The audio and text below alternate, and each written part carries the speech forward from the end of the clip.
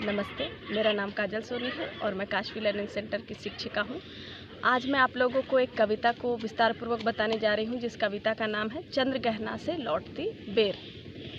और इस कविता के कवि का नाम है केदारनाथ अग्रवाल जी। चंद्रगहना एक गांव का नाम है जहाँ से कवि केदारनाथ जी लौट कर आ रहे हैं।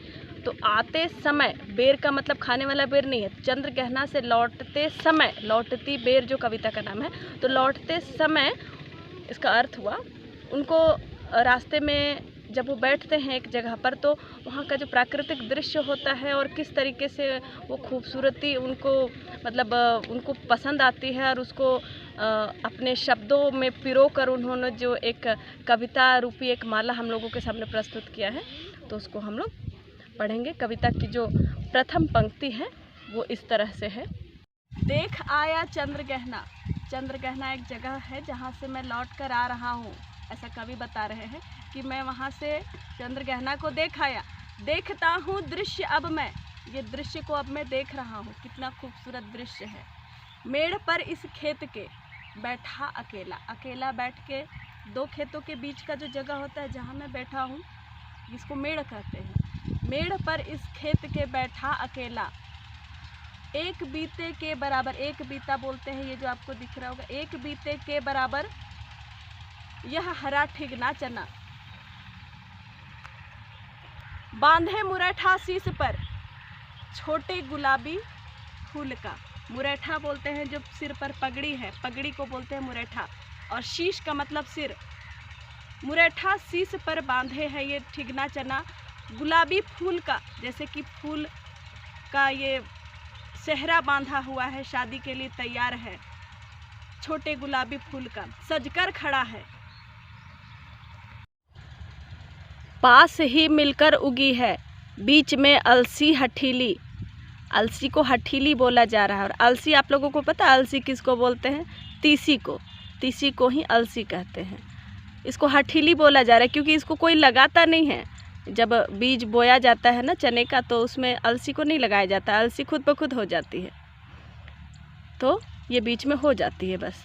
देह की पतली, कमर की है लचीली, नीले फूले फूल को सिर पर चढ़ाकर, अपने सिर पर नीले फूले फूल को चढ़ाए हुए है। कह रही है जो छुए यह, दूं हृदय का दान उसको। और सरसों की न पूछो। अब कवि सरसों के विषय में कह रहे हैं। सरसों की न पूछो, न पूछो सरसों के लिए बोला जा रहा है। इसका मतलब उसको बताया जा रहा है कि स्पेशल है कोई, उसको एक विशिष्टता का पद देते हुए कवि उसको कह रहे हैं सरसों को कि इसकी न पूछो, हो गई सबसे सयानी, सभी पौधों में सयानी हो गई है जैसे। हाथ पीले कर लिए हैं, हाथ पीले कर लिए हैं, ये एक मुहावरा है जिसका अर्थ होता है शादी के लिए, शादी कर ली है जैसी। ब्याह मंडप में पधारी, ये ब्याह मंडप में पधारी है, सबसे सयानी हो गई है। ब्याह मंडप में देखिए आपको प्रकृति का जो अद्भुत संगम है, चना भी है, अलसी भी है और सरसों जो है वो पधारी है, मानो ब्याह मंडप में पधारी हो। सभी मिलकर एक प्रकृति का बहुत ही सुंदर मनोरम दृश्य को बना रहे हैं। फाग माता मास फागुन आ गया है आज, जैसे आज ऐसा लग रहा है जैसे कि फागुन का महीना आ गया है। देखता हूँ मैं स्वयंवर हो रहा है, ऐसा लग रहा है जैसे स्वयंवर हो रहा है। खेत है, खलिहान है, चना है, तीसी है, जिसको अलसी भी कहते हैं हम लोग, सरसों है, सभी मिलके ऐसा लग रहा है जैसे कि स्वयंवर हो रहा हो। दूल्हा दुल्हन बने हुए हैं, पोखर है, सब कुछ है और प्रकृति का अनुराग आंचल हिल रहा है। प्रकृति का आंचल, जैसे कि हवाओं से पत्तियां हिल रही हैं, तो ऐसा लग रहा है कि प्रकृति का जो आंचल है वो हिल रहा है। अपना आंचल को प्रकृति हिला रही है, प्रकृति माँ है जो अपना आंचल को हिला रही है।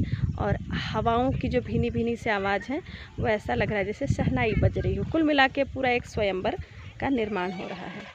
इस विजन में दूर व्यापारिक नगर से प्रेम की प्रिय भूमि उपजाऊ अधिक है। इस दूर निर्जन, विजन का अर्थ होता है निर्जन, इस निर्जन क्षेत्र में व्यापारिक जो नगर होते हैं उससे ज़्यादा यहाँ पर प्रेम है, खूबसूरती है और शांति सुकून है, ऐसा कवि का तात्पर्य है। और पैरों के तले है एक पोखर, उठ रही इसमें लहरियाँ,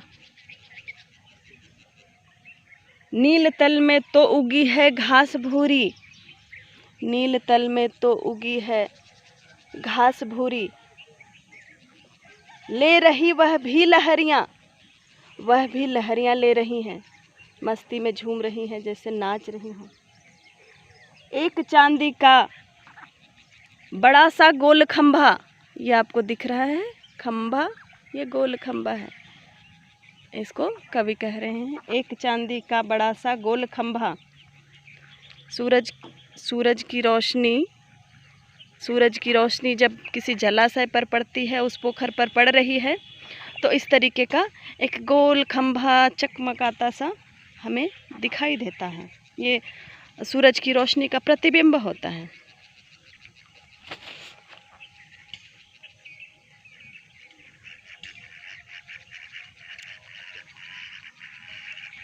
आँख को है चकमकाता, इसमें जब हम लोग गौर से देखते हैं ना तो चकमकाने लगती हैं आँखें। हैं कई पत्थर किनारे, इसके किनारे किनारे कई पत्थर हैं, पी रहे चुपचाप पानी, ये चुपचाप पानी पी रहे हैं। प्यास जाने कब बुझेगी, इनकी प्यास न जाने कब बुझेगी। कई सालों से ये लोग यहाँ पड़े हुए हैं और कवि का जो शब्दों का एक दृश्य है जो हम लोगों को बता रहा है, एक पत्थर को भी मानवीकरण करते हुए कि इनकी प्यास जाने कब बुझेगी। चुप खड़ा बगुला डुबाए टांग जल में, बगुला जो है वो चुपचाप खड़ा है, टांग को अपने जल में डुबो के। देखते ही मीन चंचल, मीन मतलब होता है मछली, मछली को जैसे ही देखता है ध्यान निद्रा त्यागता है, अपनी जो ध्यान निद्रा है उसको त्यागता है। चट दबाकर चोंच में चट दबाकर, किसको, मीन को चट दबाकर चोंच में नीचे गले के डालता है, इसको गले के नीचे उतार। एक काले माथ वाली चतुर चिड़िया श्वेत पंखों के झपाटे मार फौरन टूट पड़ती है भरे जल के हृदय पर। और मतलब एक श्वेत पंखों वाली जो है चिड़िया है जिसका माथा काला है, वो फौरन टूट पड़ती है भरे जल पर, जल के हृदय पर, मतलब बीचों बीच जल में टूट पड़ती है और एक उजली चटुल मछली को अपने चोंच में दबाकर फिर दूर उड़ती है गगन में।